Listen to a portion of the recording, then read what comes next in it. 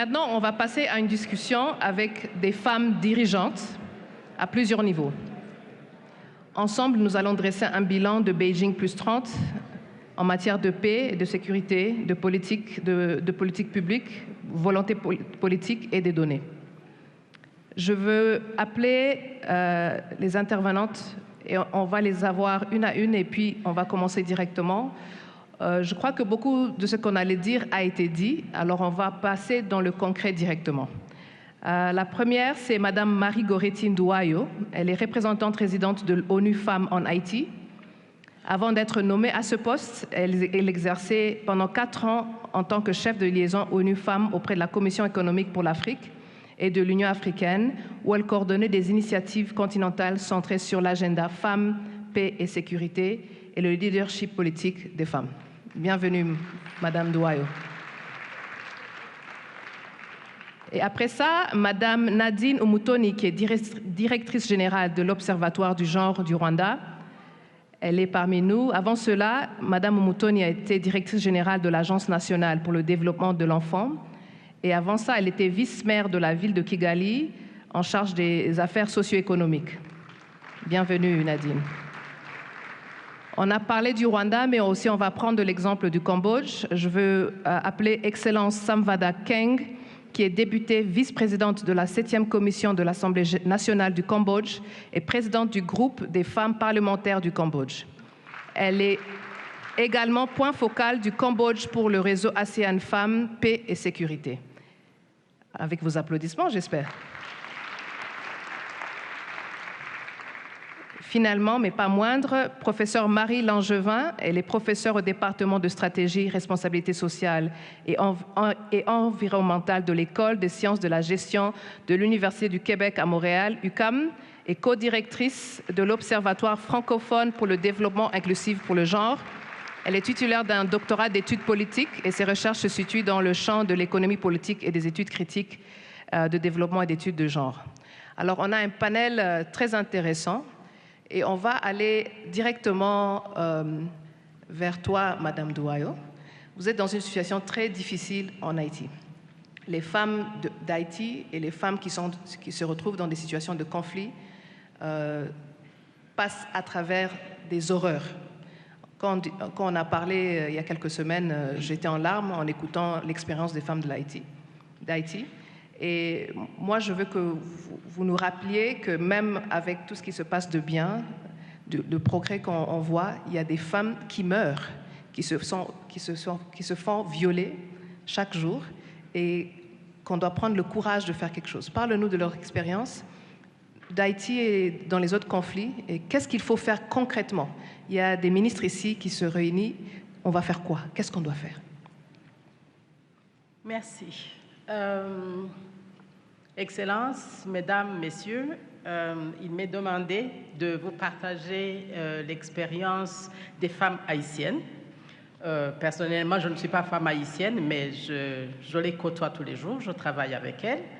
La question de violence, principalement ce qu'on appelle, on dit quand on parle de violence basée sur le genre ou des violences faites aux femmes et aux filles, je vous dirais qu'en Haïti, cette année, de janvier à septembre, on a eu environ 7500 cas de violence. Comparé à l'année précédente, c'est comme si on avait 27 cas de violence chaque jour, qui s'ajoutent chaque jour. Qu'est-ce que cela signifie? Si nous avons des femmes qui sont très, très, très actives, comme on le disait tout à l'heure, j'ai suivi les jeunes qui nous parlaient de leur expérience, les femmes haïtiennes sont très ambitieuses. Elles sont très ambitieuses, elles sont très actives et elles sont préoccupées par la situation qui se trouve dans leur pays. Les femmes haïtiennes, ce sont elles qui font vivre le pays. Je vous dirais qu'elles sont dans l'informel et ce sont elles qui bravent toutes les difficultés dans le pays pour s'assurer que tous les marchés d'Haïti dans tous les 10 départements, sont approvisionnés en vivres. Ce qui veut dire que, malheureusement, elles font ça, mais elles s'exposent davantage à ces violences. Pourquoi? Parce qu'il y a des routes qui ne sont pas facilement accessibles. Il y a des routes que ces femmes vont devoir emprunter pour justement aller collecter les produits dans les champs, pour aller collecter les produits artistiques et les ramener dans les marchés.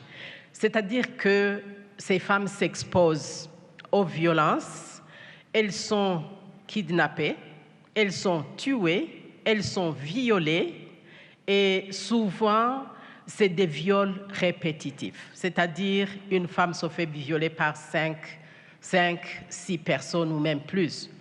Mais ce que je voulais ajouter, c'est que non seulement elles se font violer, c'est-à-dire ces violences physiques, mais en même temps, elles perdent leurs ressources financières. Quand elles sont kidnappées, alors qu'elles sont sur la voie d'aller s'approvisionner, malheureusement, on va reprendre tout ce qu'elles avaient comme ressources. Mais alors, sans trop tarder, qu'est-ce qu'il faut faire? Eh bien, en parlant de violence basée sur le genre, je ne vais pas vous dire, parce que je sais que vous le savez, je ne vais pas vous dire il faut prévenir ces violences, il faut apporter assistance à ces femmes, il faut absolument leur trouver du réconfort. Je vais vous dire qu'il faut d'abord adapter les lois au niveau de vos pays. Il faut d'abord impliquer les femmes dans la participation politique. Pourquoi? Parce qu'une fois que les femmes sont présentes dans les instances de prise de décision, elles vont justement pouvoir s'occuper de tout ce qui est loi, tout ce qui est stratégie et politique pour justement s'assurer qu'elles ne continuent pas à subir des violences qui restent non punies. Si la justice doit fonctionner, elle doit fonctionner sur la base des textes qui sont là, qui sont disponibles, qui sont écrits, et il faut donc les appliquer. Donc, pour ce qui concerne les femmes haïtiennes, elles continuent de se battre. Elles sont très engagées, mais ce que je voudrais vous lancer comme appel dans cette salle, Haïti, c'est un pays francophone qui vous concerne, donc je voudrais votre solidarité. Je ne suis pas en train de parler au nom du ministre des Affaires étrangères qui est ici, mais j'ai le droit de faire le plaidoyer en faveur de ces femmes, solidarité avec elles, d'où que vous venez, rassurez-vous que les femmes arrivent à participer et la participation n'est pas quelque chose qui est seulement voué aux femmes elles-mêmes. C'est grâce à vous, c'est grâce à votre plaidoyer, c'est grâce à votre soutien que vous allez permettre aux femmes haïtiennes d'être sur la scène où les décisions se prennent. Nous avons compris 63% au Rwanda, 43% au Sénégal. On peut voir comment les textes de loi sont en faveur des femmes. Deux aspects sur lesquels je voudrais terminer, qui sont transversales. On a parlé de budgétisation sensible au genre. C'est un aspect qui doit être transversal et je vais parler des données désagrégées par sexe. Les deux aspects vont pouvoir permettre une planification qui est sensible aux droits des femmes et des hommes et je vous encouragerai à penser à ça et continuer à soutenir les femmes, plus particulièrement en élevant leur autonomisation, parce que comme vous pouvez vous l'imaginer, une femme autonome, c'est une femme qui est déjà engagée à lutter contre les violences. Je vous remercie.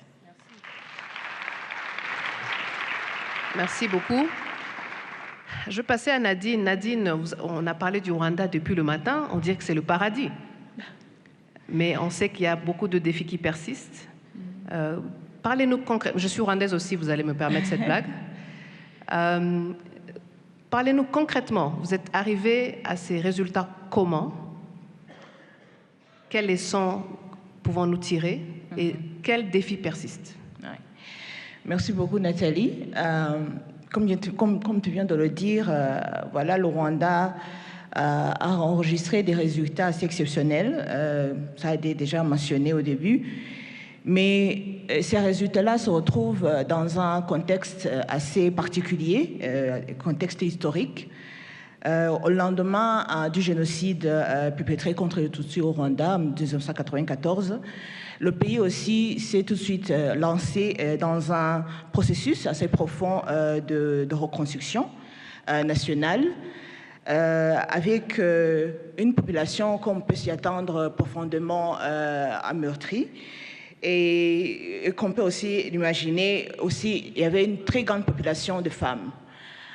Pourquoi? Parce que justement, pendant le génocide, les hommes et les garçons étaient la première cible, mais en même temps, de l'autre côté, les génocidaires aussi, la majorité étaient des hommes. Donc, les femmes se sont retrouvées être des chefs de famille, être des chefs de communauté, et elles étaient là protectrices, et comme Madame la secrétaire générale a si bien dit, aussi résilientes. Donc, elles étaient là disponibles pour aussi reconstruire ce pays et aussi rejoindre cet agenda-là de reconstruction du pays.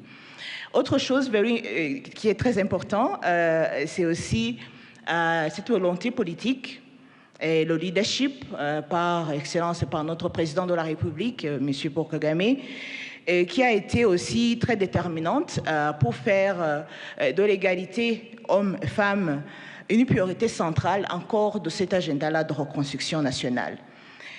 Il le dit souvent et il l'a dit, l'égalité entre les femmes et les hommes n'était pas seulement une obligation morale, mais une nécessité stratégique pour la reconstruction et le développement durable du Rwanda. Alors, comme tu l'as si bien demandé, comment on l'a fait concrètement, ça a été aussi mentionné au début.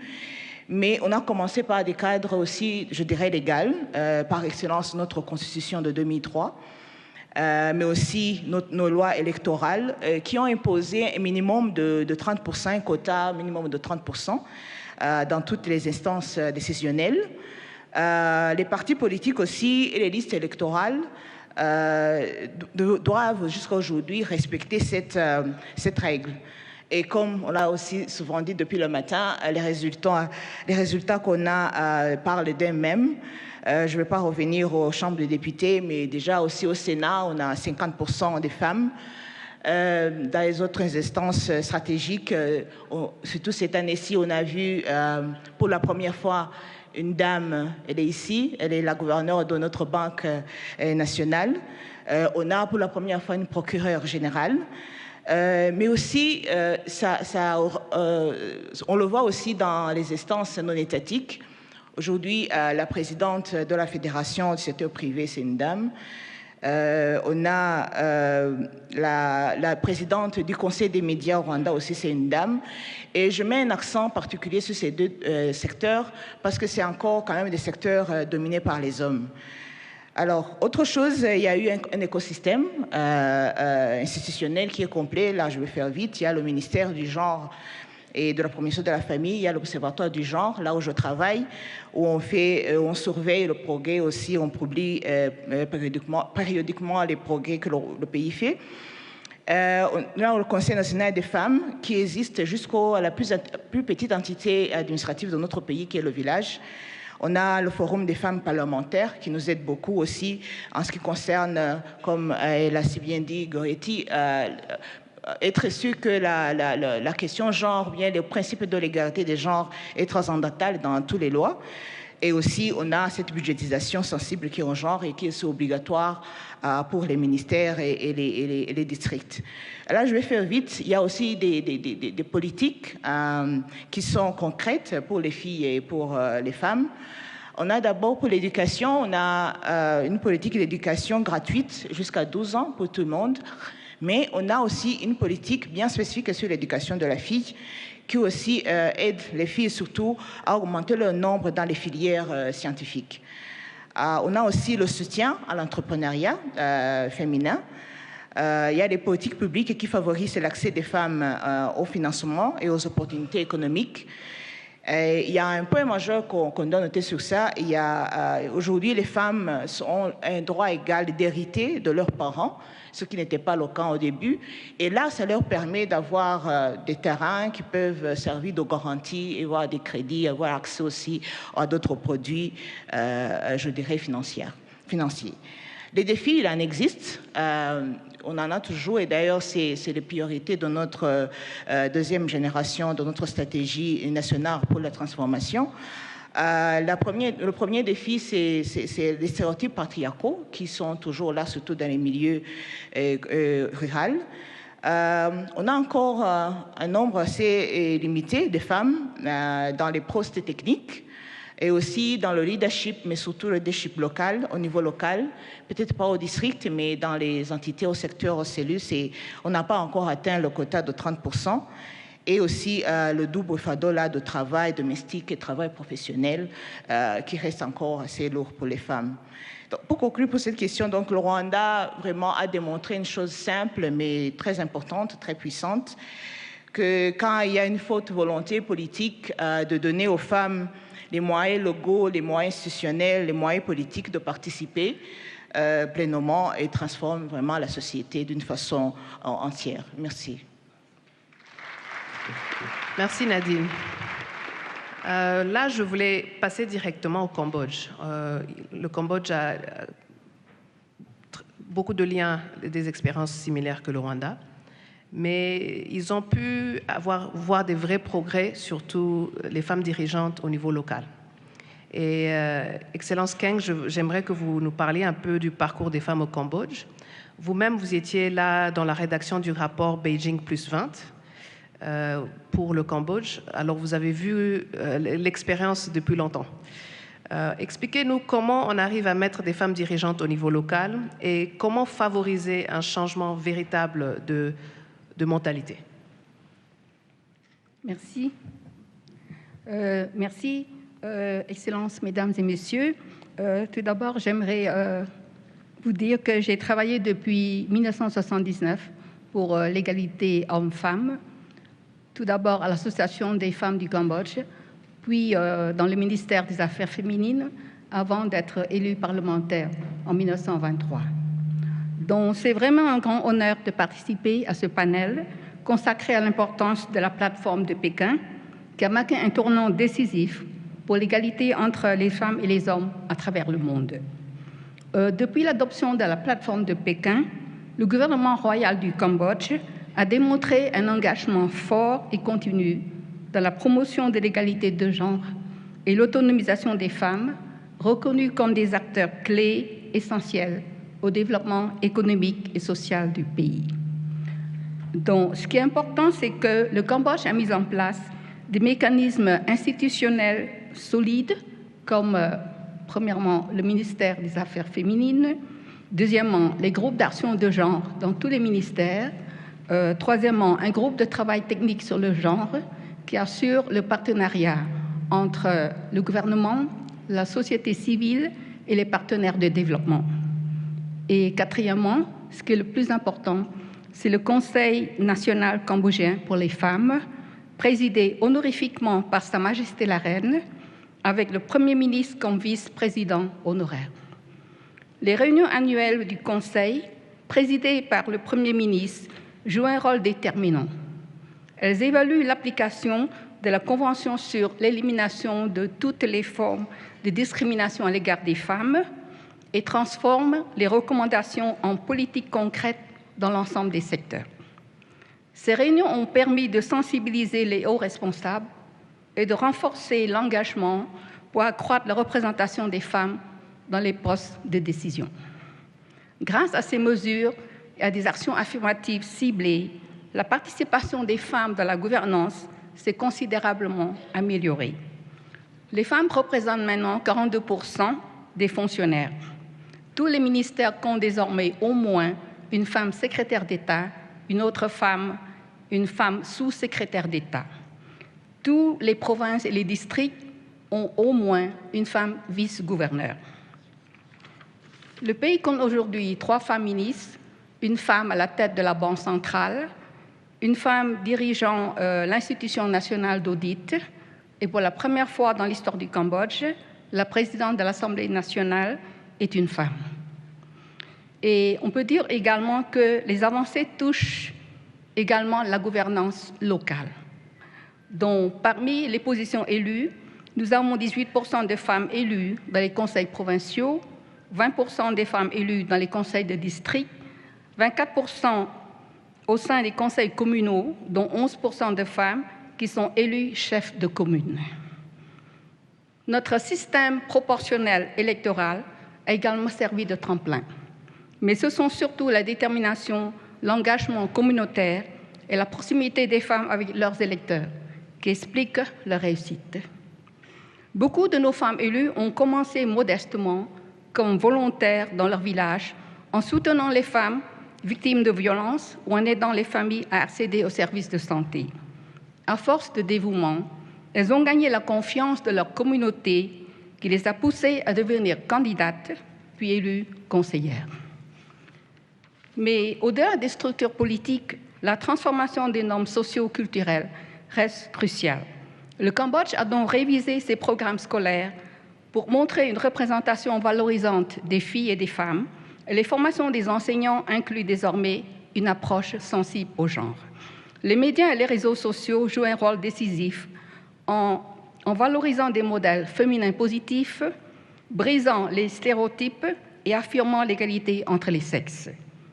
Nous avons aussi le Good Man Campaign qui vise à transformer les normes de genre et à prévenir la violence contre les femmes. Grâce à cette initiative, des milliers de participants ont pris conscience de l'importance de l'égalité de genre et du rôle actif que chaque homme peut jouer pour les droits des femmes et le bien-être de la famille. Enfin, je voudrais vous dire que la Journée internationale des femmes dans notre pays est reconnue comme le jour férié et aussi témoigne de l'importance accordée aux contributions des femmes de la société cambodgienne.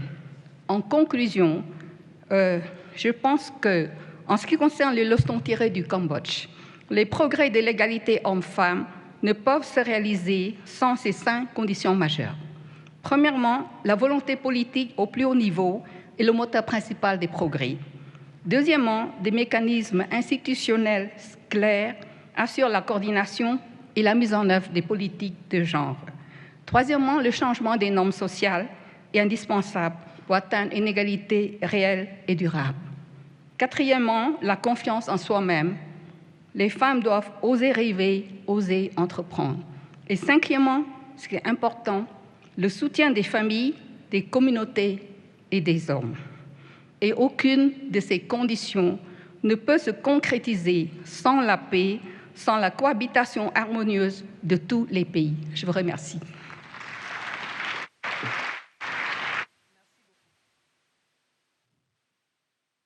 Merci beaucoup. Professeur Marie, les données sont...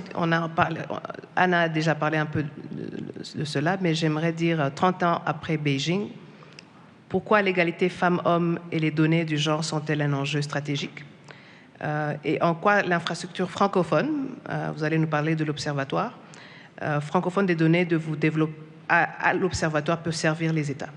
C'est quoi? Ça va nous aider comment? Alors, je me lance. 30 ans après Beijing, on a déjà eu plusieurs chiffres qui ont été nommés. Je vais me contenter d'un seul qui nous indique à quel point, encore aujourd'hui, aucun pays n'a encore atteint l'égalité. On estime qu'au rythme actuel des progrès, ça va prendre environ 123 ans afin qu'on puisse atteindre à l'échelle planétaire une égalité entre les femmes et les hommes. Donc, on peut s'entendre collectivement qu'il y a encore beaucoup de boulot à faire. Une autre chose qu'on sait maintenant, 30 ans après Beijing, c'est qu'on a maintenant des preuves vraiment solides qui démontrent que l'égalité de genre, c'est pas seulement un objectif de droits humains, un impératif moral, c'est aussi un levier majeur de croissance économique durable et inclusive. Et donc, c'est pas une option de négliger ce pilier pour la prospérité. Et je vais vous citer une seule étude. Donc, vous savez, je suis professeure, je ne vous promets de pas trop en nommer, mais une seule. Une étude récente qui a été publiée par l'OCDE puis qui démontre que l'augmentation de l'emploi féminin, ce que ça peut faire, c'est contribuer à une augmentation de 0,37 points de pourcentage sur la croissance.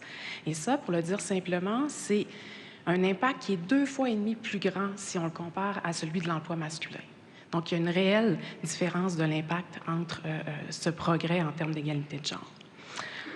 Mais pour pouvoir transformer ce potentiel-là de l'égalité en politique concrète, ça nous prend des données fiables. On l'a déjà nommé, plusieurs personnes l'ont fait avant moi.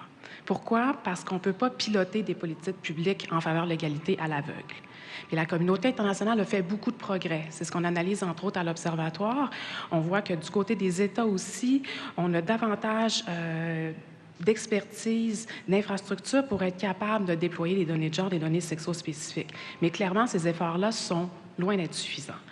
On est capable de documenter, en fait, qu'il y a 3 grandes lacunes majeures en termes de données en ce qui concerne l'égalité. La première chose, c'est littéralement un manque, des trous dans les statistiques. Et là, je vous invite juste à aller voir du côté des tableaux de bord des objectifs de développement durable.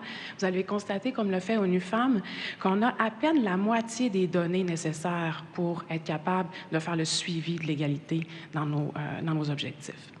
Deuxième dimension, et c'est vraiment sur ça qu'on travaille principalement à l'Observatoire, c'est le manque dans l'harmonisation et la centralisation des données. Si on prend le niveau international, là, les plus grands indices, indicateurs en matière d'égalité de genre sont hébergés sur différentes plateformes sous la responsabilité d'organisations internationales. Je vous donne des exemples concrets. Si vous cherchez des données pour suivre des programmes en éducation, vous allez sur le portail de l'UNESCO. Là, vous devez vous familiariser avec son fonctionnement, passablement complexe, les définitions de variables, etc. Mais ensuite, vous voulez développer des politiques économiques pour soutenir l'emploi des femmes. Alors là, il faut aller sur d'autres plateformes qui hébergent des données, du côté de l'OIT, par exemple, ou de l'OCDE. Mais ce n'est pas suffisant parce que, comme responsable de politique, vous voulez aussi soutenir l'entrepreneuriat féminin. Alors, qu'est-ce qu'on a besoin de comprendre comme enjeu? L'accès au financement, on en a parlé aussi en première partie, des embûches au niveau des cadres légaux. Alors là, où est-ce qu'on va trouver ces données-là? Vous devez encore une fois vous déplacer sur d'autres plateformes. Et puis, ce que ça veut dire, finalement, c'est qu'on est face à vraiment un éparpillement au niveau des données internationales. Et ça bloque notre accès pour avoir vraiment une vision d'ensemble pour les acteurs, les actrices qui vont piloter ces programmes-là en faveur du changement. Et je ne vais pas m'étendre sur les détails, mais si on descend au niveau national, des instituts statistiques nationaux, c'est pas plus simple. Le portrait, disons, est pas plus encourageant. Parce qu'on a clairement des pays qui ont développé des expertises, qui développent des vitrines sexo-spécifiques, des rapports qui nous permettent d'y voir plus clair. Mais malgré ça, on est loin d'avoir atteint, disons, un statut ne serait-ce que satisfaisant en matière de disponibilité des données. Et un des enjeux au niveau national, c'est aussi l'incapacité, l'absence d'outils pour pouvoir comparer les situations entre les différents pays de la francophonie. Encore là, je vous donne un exemple concret. Si vous souhaitez comparer, par exemple, la proportion des femmes parmi les parlementaires entre des pays qui ont adopté des quotas versus des pays qui auraient adopté des mesures alternatives, vous avez besoin de données, des données fines, et ça, vous allez les trouver généralement produites par les instituts nationaux de statistiques. Mais les pays voisins de l'espace francophone, par exemple, qui voudraient se comparer, se trouvent face à un manque d'outils pour permettre justement cette comparaison-là. Maintenant, la troisième dimension, et qui est la dernière en termes de lacunes sur les données financiers pour soutenir cet agenda. Un rapport tout récent d'ONU Femmes estimait que la très grande majorité des institutions publiques en ce moment qui ont pour mission de suivre les progrès en termes d'inégalité n'ont pas les ressources humaines suffisantes et grosso modo 70% des instituts statistiques ont subi des coupures dans les dernières années. Donc, c'était un réel enjeu et ça, je vais insister parce que la recherche nous montre clairement que le fossé des données, ça coûte cher en termes de suivi des politiques publiques. Parce que quand on n'a pas des institutions statistiques robustes qui sont capables de suivre les progrès, mais ces progrès-là, justement, vont rester invisibles, puis on se retrouve avec des politiques publiques qui sont nettement moins efficaces. Puis nos études nous montrent aussi qu'un très faible investissement au niveau des données peut générer des impacts et des gains considérables en matière d'efficacité budgétaire et de politique sociale. Donc, nous, à l'Observatoire francophone pour le développement inclusif par le genre, on est une unité de recherche là, qui a été créée en 2022 à l'UQAM en partenariat avec l'Agence universitaire de la francophonie. Et ce qu'on pilote comme projet phare depuis quelques années, c'est un projet pour construire une infrastructure numérique ouverte qui va être en mesure, justement, d'intégrer, d'harmoniser et de rendre interopérable, c'est-à-dire donc consultable dans un même endroit, les plus grands jeux de données internationaux, ainsi que des données nationales, voire des données qualitatives, tout ça dans un même point d'accès. Je vous avoue que c'est un défi technique de taille auquel on s'est attaqué depuis ces dernières années. Mais on est fiers de dire aujourd'hui qu'on a réussi notre pari parce que notre infrastructure maintenant a réussi à harmoniser les 3 plus grands jeux de données internationaux. Donc, ça démontre la faisabilité de notre projet. Maintenant, il faut monter en échelle puis poursuivre le travail. Et en complément, et c'est là où je veux solliciter votre appui, puis vraiment votre intérêt comme parlementaire, comme responsable des exécutifs aussi, c'est qu'on est en train de développer un projet pour concevoir au sein de l'infrastructure une vitrine qui va être dédiée aux données nationales et on veut développer ça en collaboration avec des instituts de statistiques dans l'espace francophone et des ministères sectoriels concernés, que ce soit en éducation, travail, économie. Et l'objectif, là, je précise ici, c'est pas de créer un projet qui serait externe, mais vraiment de mettre en place un levier qui est au service des États, de la société civile, voire de la recherche aussi, pour nous permettre collectivement de mieux suivre les progrès dans nos stratégies nationales. Puis enfin, et je vais terminer là-dessus, l'infrastructure propose des solutions vraiment concrètes et opérationnelles pour pouvoir répondre au manque d'outils, et pas juste pour accéder aux données dans un même espace, mais aussi pour simplifier l'usage.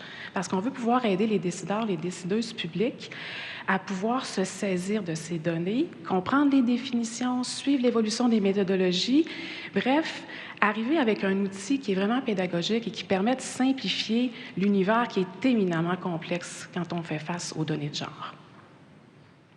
Merci, Marie. Alors, on va clôturer. On a déjà dépassé notre temps. Je vais vous demander chacune de nous donner un appel à l'action très concret, très rapide. Et là, je parle 30 secondes max. On va commencer par Barry. Alors, notre appel aujourd'hui, il est vraiment, je vais le faire le plus simple possible. Ce qu'on souhaite, c'est que des acteurs publics décident de se joindre à notre projet d'infrastructure de données qui est conçu par et pour la francophonie. On vous engage à devenir des pays fondateurs d'une telle infrastructure. Comment? Bien, en partageant des données, en identifiant des points focaux dans vos instituts statistiques aussi pour pouvoir collaborer et en apportant un soutien qui peut être politique, financier ou encore en nature. Et ce qu'on vous invite à faire, c'est à venir nous voir. Je suis ici jusqu'à demain avec ma collègue, la professeure Catherine Bourassa-Dansereau, pour parler du projet aussi, pour voir quelles sont les options de possibilités. Et je conclue sur une phrase qui est une note d'espoir aussi positive, c'est qu'on est convaincu que si on fait ce pas ensemble, de bien s'équiper en matière d'infrastructure de données, on va pouvoir faire de la francophonie un espace qui est exemplaire en matière d'égalité de genre et qui dépasse la notion de principe qui est affirmée et même réaffirmée dans nos déclarations pour que ça devienne vraiment un chantier qui est piloté, suivi et accéléré grâce à une gouvernance ambitieuse des données. Merci. Excellence Keng. J'appelle les participants et la communauté francophone à supporter la participation politique des femmes. Parce qu'investir pour les femmes en politique, c'est investir pour un développement inclusif et durable. Merci. Merci. Nadine? Voilà, si le Rwanda a pu avoir les résultats qu'on a aujourd'hui, je suis sûre que même les autres pays peuvent le faire, mais à cela, ça demande une très grande volonté politique. Mais à cette volonté politique, il faut aussi associer des réformes concrètes, structurelles, légales et institutionnelles, mais aussi mettre en place des mécanismes de suivi et d'évaluation.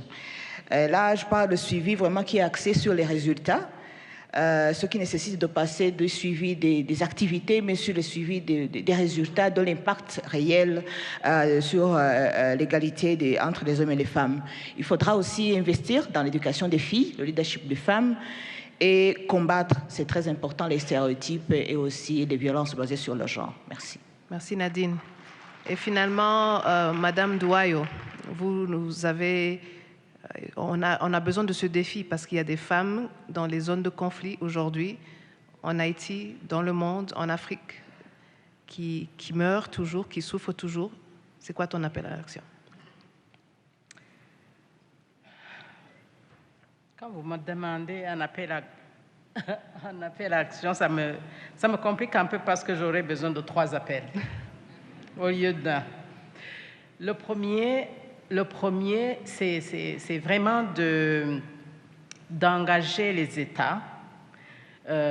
États francophones ici présents, pour qu'ils il soit sensible à cette question de violence faite aux femmes, pour qu'il soit sensible à la question de protection des femmes et des filles. Je ne veux pas dire qu'ils vont juste protéger les femmes et les filles sans protéger les garçons, mais cet accent particulier qui est constaté dans les pays en conflit, et là je vais au-delà d'Haïti pour me retrouver au niveau de l'Afrique de l'Ouest, pour me retrouver en RDC, où une femme sur 3 est victime de violences. Qu'est-ce que les pays francophones peuvent vraiment faire unanimement et solidairement pour que ces violences cessent, pour qu'un appui particulier soit apporté aux pays qui sont en crise? Ça, c'est mon premier appel. Mon deuxième est relatif surtout au leadership féminin. Au leadership féminin et à la participation des femmes. Je ne parle pas seulement de la participation politique, je parle de la participation des femmes dans les différents secteurs clés. Nous avons compris, avec l'exemple du Rwanda, ce n'est pas seulement au Parlement que les choses peuvent changer, mais le leadership, quand je reviens dans les pays en conflit, par exemple, les pays qui ont enregistré beaucoup de personnes déplacées, quel est le rôle qui est joué par les femmes? En Haïti, nous avons 2% de femmes qui jouent un rôle dans les sites de déplacés. 2%. Alors que nous avons plus de 60% qui croupissent justement dans ces sites de déplacés. Pourquoi ne pas accorder ce rôle? Pourquoi ne pas plaider pour que justement ce rôle soit reconnu? Dans les pays sahéliens, c'est la même chose.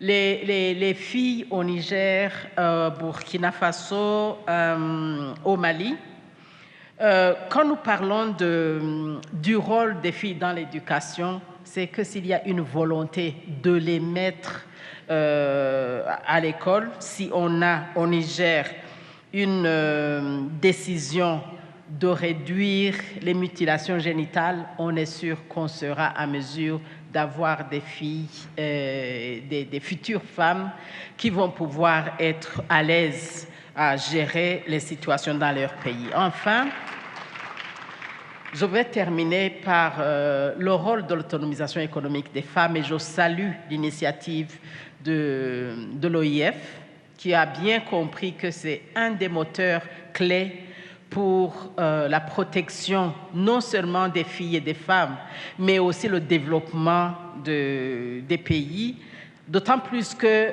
nous, à ONU Femmes, nous considérons l'autonomisation économique comme une stratégie de protection contre les violences faites aux femmes, mais aussi une stratégie de promotion du développement et l'atteinte des ODD, des objectifs de développement durable. Merci.